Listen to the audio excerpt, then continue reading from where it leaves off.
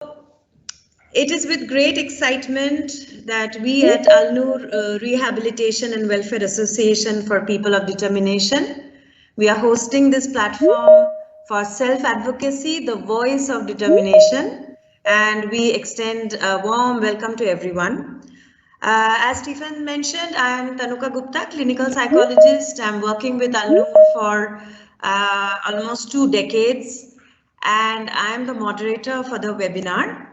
And before we go on to the presentation, I would like to request Ms. Shamim, who is the co-moderator of this program, to go through the housekeeping rules so that we all know how to navigate this platform most effectively.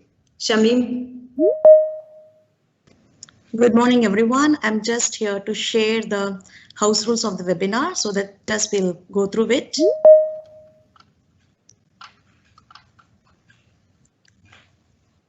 We request everyone to please treat this as a formal event and participate in the appropriate manner. We request all of you to mute your audio and video.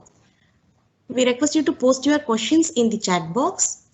And at the end of the webinar, we will be sharing a feedback link that will be posted on the chat box. And we also will send an email to all the attendees. The e-certificates will be sent to all the participants through the registered email. As we have overwhelming responses for this self-advocacy webinar, we have already 300 plus participants. So the e-certificate will take 5 working days to reach you all. So because we can issue only a limited number of e-certificate for every day. So kindly bear with us. Over to you.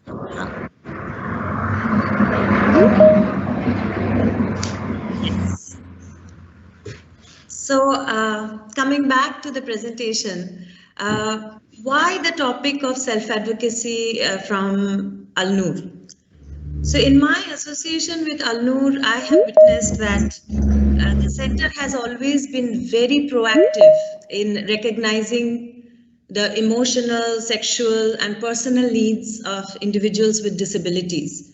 And out of that recognition came the self-awareness program, which we practice, which we have been practicing for more than a decade at the center, which is aimed at preparing youngsters for responsibilities, choices of adulthood, to help them to live, work, and socialize in personally meaningful ways within the community. And through the self-awareness program, we have aimed to begin early to inculcate a positive attitude, to overcome some of the common misconceptions associated with the topic of sexuality, topic of disability. And we try to make the students more self-assured, communicative, sociable, and safe from abuse. So a recent addition to the program has been self-advocacy. And the objective of this is to build a sense of empowerment amongst the students and their families by an understanding of oneself and one's rights as a person with disability. So in this journey of learning and training in self-advocacy, Al Noor Center, we have been privileged to have known, interacted, and trained under various eminent professionals. And today, we are so glad to have 2 of them as our guest speakers. So I would like to welcome our first speaker, Dr. Surekha Ramachandran. Dr. Surekha, you there? Yes, can you hear me? Yes, can hear you. So, good afternoon. Welcome, Dr. Surekha. So, Dr. Ramachandran is President of Down Syndrome Federation of India and Down Syndrome Association of India, who also likes to be known as caring mother of a Down syndrome child and a devoted professional creating awareness about Down syndrome across India and worldwide. She is also Vice President of Asia Pacific Down Syndrome Federation. And Dr. Ramachandran has personally cared for and counseled over 7,000 people with Down syndrome across India and growing. She is instrumental in setting up support centers, outreach programs at various locations in India like Delhi, Mumbai, Chandigarh, Kolkata, Trichy, Bangalore. And under her guidance, most of the states in India have parent support groups that assist new parents. She is also a very well-known author of various books and presented numerous papers on Down syndromes at various conferences and lectures. So I would like to welcome Dr. Ramachandran to start her presentation. Thank you so much, Rekha. Thank you so much. Good afternoon to everyone who are on this program.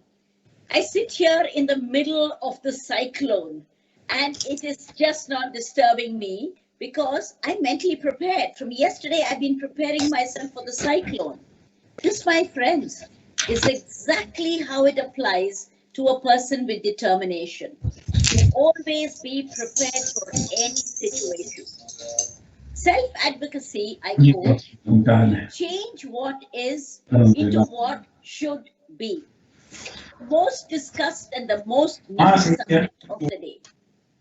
Self-advocacy paves the way for decision, choices, and dreams of people with determination. Let me take you back in time to the 1950s. Jay, a 12-year-old boy, was a person with cerebral palsy. I would spend time with him, would read to him, till one day I walked in to hear his parents talking in raised voices. Jay had a tear which I observed. The parents were planning to send him to an institution, and he seemed aware of all that. I spoke up for him even at that age. I was all of 9, and I pleaded with them. We, a large group of children, promised to help take care of him. My magic at that time worked. Very early in my life, I had learned that all a self-advocate needs is a strong advocate. Throughout my entire presentation, my friends, I would like to emphasize the importance of the person who advocates for the person with determination. Look around you. Are our children or adults empowered enough to speak their minds? With a feeling of sadness, I have to say that in many families, even today, the voice of the person with a disability or without a disability is often unheard. We are told to follow instructions and life decisions are made by others. This is where we stand in most countries, and we have to bring the change before we actually suffocate the individual with determination. Do I have the slide sharing? Brinda? Yes, we can see the slides. You can see the slides? Yes. I'm not able to see the slides, sorry.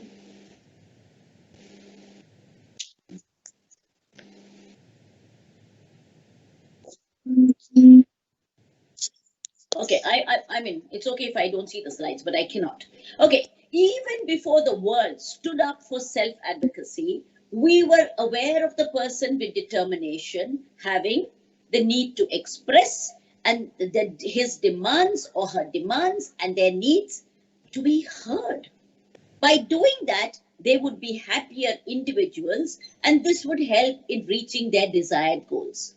But this was not taken seriously, as that entire section of persons with any disability in society during my time was considered a burden and a very big responsibility. They were all put away in institution, which was the norm of the day. That was what was suggested to my daughter 40 years ago.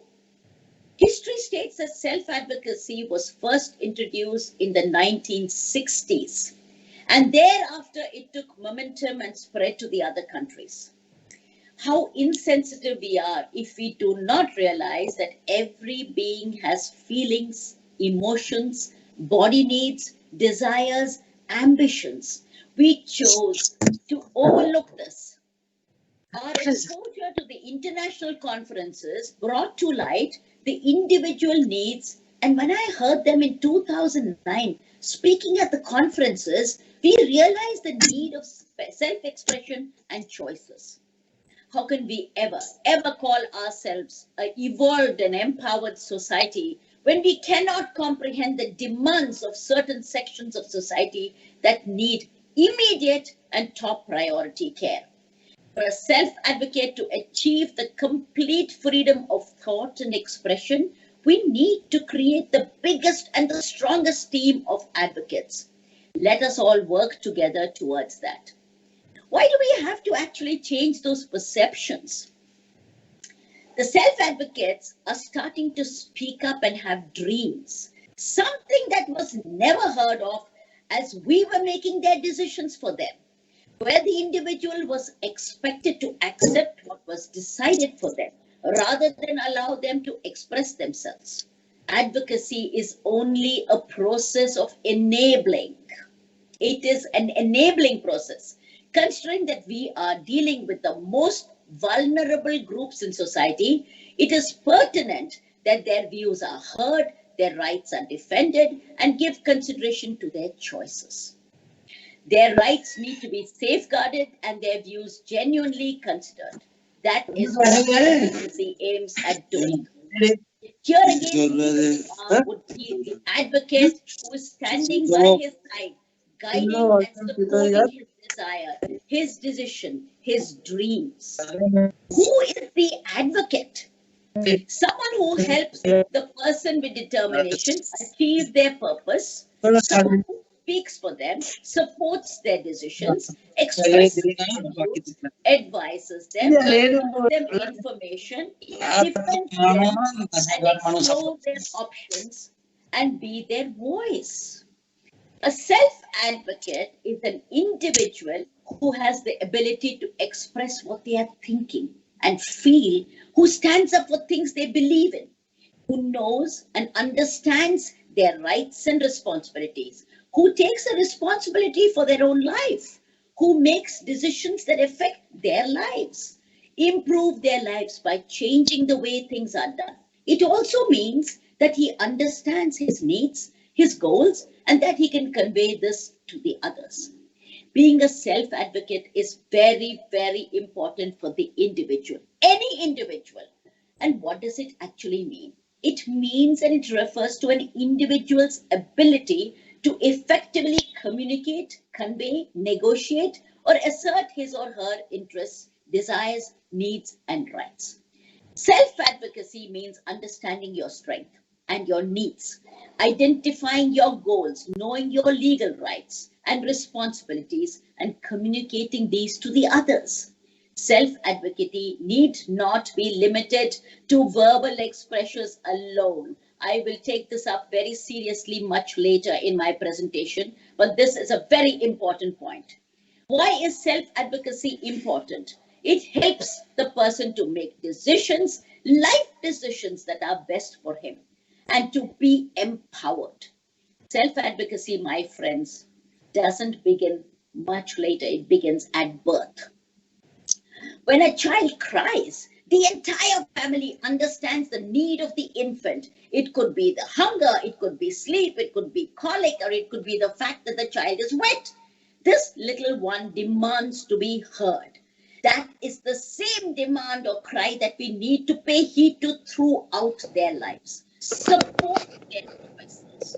When and how is it useful? Is advocacy actually useful? Like the baby, the individual wants to be listened to when he is having any complaints or when he might need a review of a care plan or any major decision. Yes, now I come to the most crucial point. I have a voice, but even without a voice, I can communicate in other ways. It is important to emphasize that having a voice of your own does not necessarily mean having a literal voice. This is very, very, very important. People who are non-verbal are able to communicate themselves, their likes and their dislikes, their wants and needs in many other ways other than words. For example, taking a person by their hand to show them where they want to go, pointing to pictures, symbols, or photographs.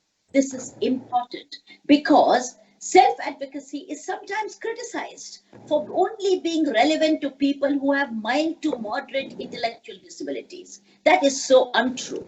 It is necessary to acknowledge that all people, even those who simply severe intellectual disabilities can communicate and express themselves.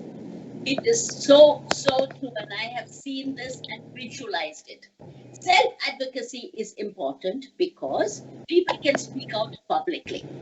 If people have a voice of their own, and I really believe in this, they can comment on the services they are using. They can define how they want to be known as people with intellectual disabilities or persons with determination, rather than being called handicapped. Can campaign for issues which are important to them. For example, the closure of an institution or how the money is spent in the day's services. They can advise on creation of new policies. One of the most important consequences of having a voice of your own is that it has the power to challenge how people with intellectual disabilities are thought about in society. They have traditionally been seen as a group who were incapable of thinking, of action, of being able to live their lives as others do. This led to discrimination, segregation, and isolation. If this perception is challenged, then people with intellectual disabilities will be nearer to being included and treated as equals in our society. Is that not our final goal? And I believe that that is where we have to all reach. Yes, I can take a risk. I can have a relationship. Self-advocacy is partly about knowing your rights as a human being. The right to owning their own home, falling in love, getting married, having children, and working in ordinary workplaces. All of this was denied to us when our children were growing up. If you have a voice of your own, you can assert the right to take a risk, to choose again, and to learn from your mistakes. As an individual, I have the right to make myself heard, and I really believe in this. This can be done at home, at work, in school, in the hospital, at the doctor's, in the shop, or even on a bus. I have a right to express myself. I repeat, even a non-verbal person can be a self-advocate. How do I convey my needs? Is my personal choice. This can be done with the help of an advocate who understands me through picture cards and of late through emojis. I have a number of people with determination who send me emojis of being happy, sad, or wanting a pizza. Will all this be possible? Is it really possible to create a self-advocate? Of course it is possible. Of course it is achievable. It is possible if I receive the appropriate training. If my parents, my siblings, my peers, and the entire society supports me. So it all depends on the support groups around me. The support group will extend later to the friends, to the neighbors, and most importantly, to the caregivers. I'll give you a very small case study that I did. Rohit loved chocolate chip ice cream. So his father took him to the ice cream shop and he said, "Go ahead, son, choose and get your ice cream."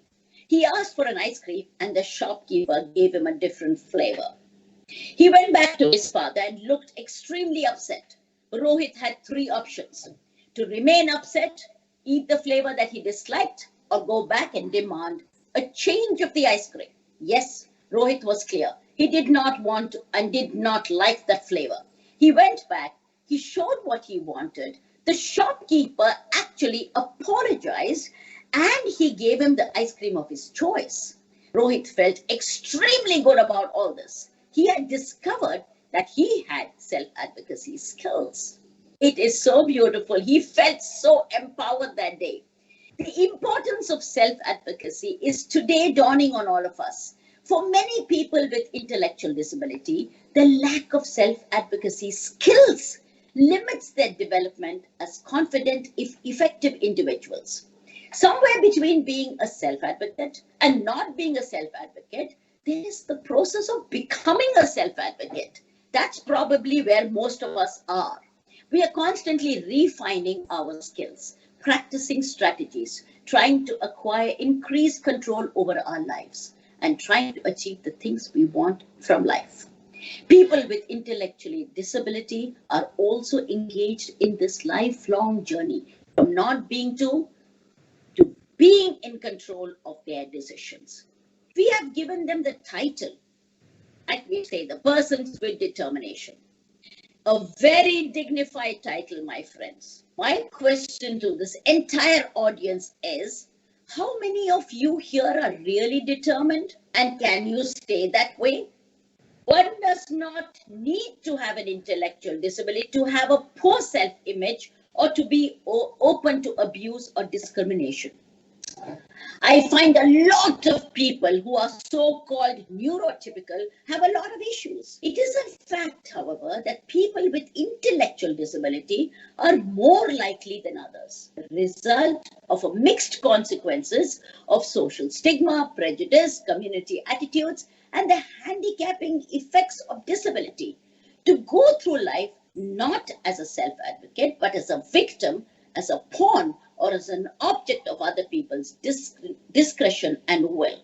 That's the way it has always been seen. We advocate loud and clear for every individual with determination, and we will continue to advocate. But I fear that sometimes we cannot disconnect from our children, and from there stems the insecurities that we face. We feel we know best and take decisions without even their consent. My advice to the new generation parents is back off and give them the support in their decisions. We need to make a change. Many parents feel they cannot train their children to advocate. Nothing is impossible. Help them make small decisions to reach the bigger ones. Guide them. Explain to them the consequences of their decisions. Never jump to conclusions that they are wrong. Reason with them and offer them choices, reasonable choices. Teaching these skills is time consuming and needs a lot of patience. In a day, you will find a million opportunities to help them. The choice of food, timing of when to get out of bed, choosing their clothes, when to go for a haircut, etc., etc., etc.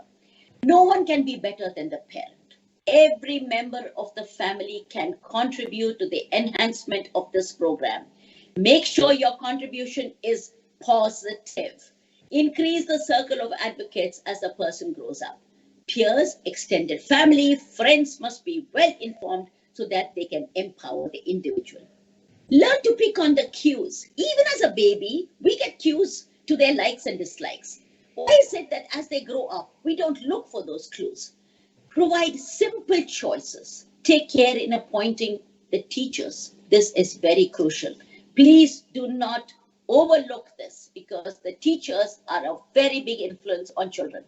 Sometimes the person with determination might not wish to be with a particular teacher. Check why this happens. And do not ignore the voice of the person with determination. They are making a point and we tend to ignore it. Observe and learn. You must be the advocate who carries their needs and concerns forward. Be careful of how you handle the individual. First point to make clear to the caregiver is to be patient. A caregiver must wait, watch, and learn. Do not reduce the contribution of this particular self-advocate to any program by ridiculing or interrupting the self-advocate. Do not check them when they are trying to convey a message. It can be very frustrating for the individual when he is trying to tell you something and you are not listening and you are interrupting. Patience is the key word. We have found that training of the trainers is the best way ahead. Trainers are slowly getting involved and are paying individual attention to the self-advocate based on their likes and dislikes. They have starting a program that can pave the way ahead. To assist the self-advocate, we first help them to decide what they want, plan what has to be said, speak for themselves, and be free in their choices. We support their decision and we make them take responsibility for that decision. Being given the right to make choices. How do they make their choices? Train them from the time they're very little. Small choices lead to bigger ones. Wait, do not rush them. Choices must always be reasonable and give alternatives that are agreeable to both the parties. How can people support self-advocates? People can support self-advocates by using information that makes sense to the self-advocate. Please don't talk something way ahead of their time. Like, it has to be age appropriate and time appropriate. Make sure that self-advocates get to have a say. Involve them in their decisions and listen to what they have to say. Give the self-advocates time to make a decision. Understand that it's okay for a self-advocate to make a mistake. Support them in their mistakes and tell them how they can make the change.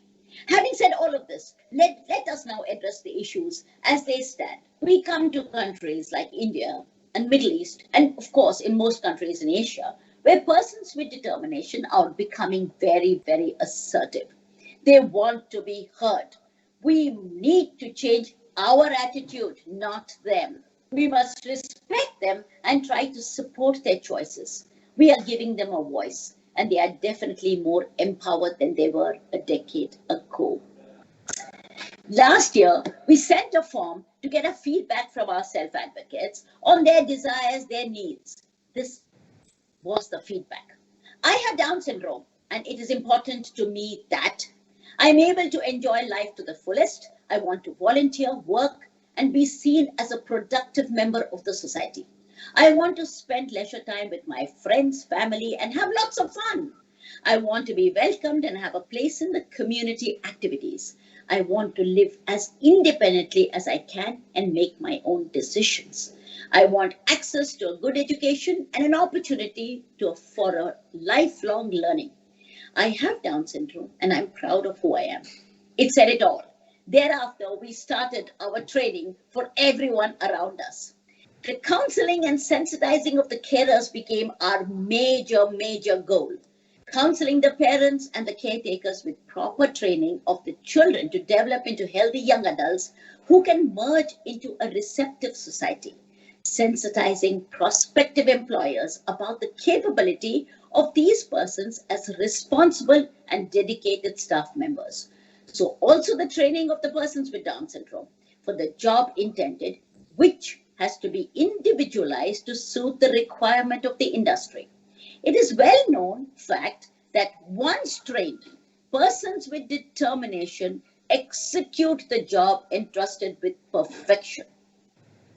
Policies are being made, my friends, by the United Nations. There are so many policies, and everything is about giving and empowering the person with determination. This just goes on and on. The right to life, equal recognition, living in a community, right to education. All these are mostly on paper, especially in India. We have to make sure that they are implemented. We should make it happen. Together, we can make the change. We will not wait for others to make the change. We need to stand together to make that change. Here in India, we are trying very hard to make the self-advocate heard. We make sure that the self-advocates all meet once a year. They remain in touch. We created groups for the age 25 plus to exchange ideas and their information. A large group of students are now being trained as advocates. They call themselves the buddy groups. More importantly, the self-advocates are asked to discuss issues with the counselors on any form of abuse. This was one of the biggest points that we noticed was not always discussed. So we have a close community that discusses abuse as an issue. And we are trying to solve this by talking to the entire society and forming small groups around to ensure that the person is not in any form of abuse. As I say, teach them to start early to reach their goals. More importantly, some of the things that I have not put on my PowerPoint is to address some of the issues which will definitely support the self-advocate in the larger program. One of them is to keep a health file of the person with determination, which they carry with them right through and which is handed over from person to person, so everybody knows all the medical issues that this person has. At birth and thereafter, this is very important for us to advocate for the medical needs of the individual. Why do I say this repeatedly is because Bubbly was born with bilateral cataracts. Bubbly is my daughter, and I have made that the heading on all her files. Why?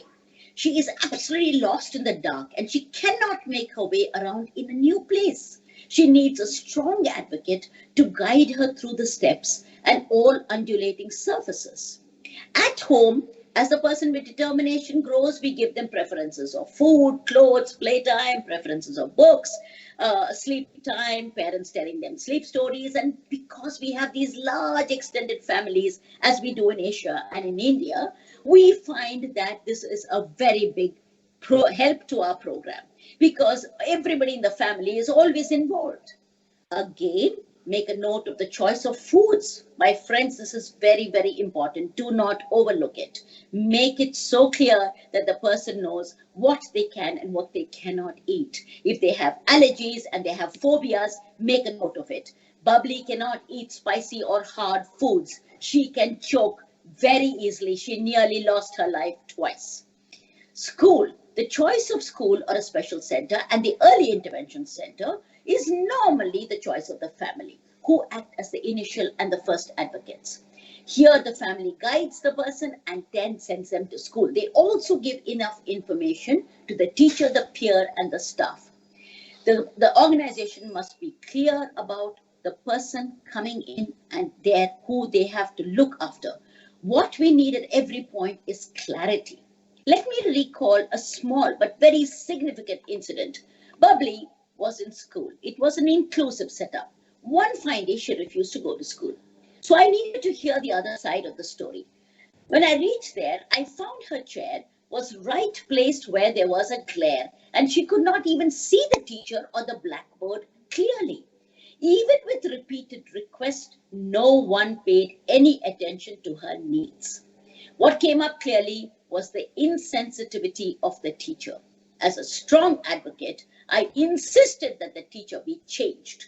Lesson 1, the advocate must be firm and very persistent and make sure that the self-advocate is comfortable.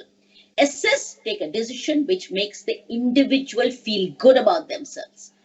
Reading your child's strengths and weaknesses in every area, make a note. Their likes, their dislikes. Respect their choices. Make a note of what they like. In hospital, in most parts of India, we do not take the permission of the self-advocate before we do a checkup. This has become a very big issue because they feel we are riding over them. So we need to talk to them, discuss every issue with the individual, make them aware of the entire process, even if it is a minor examination.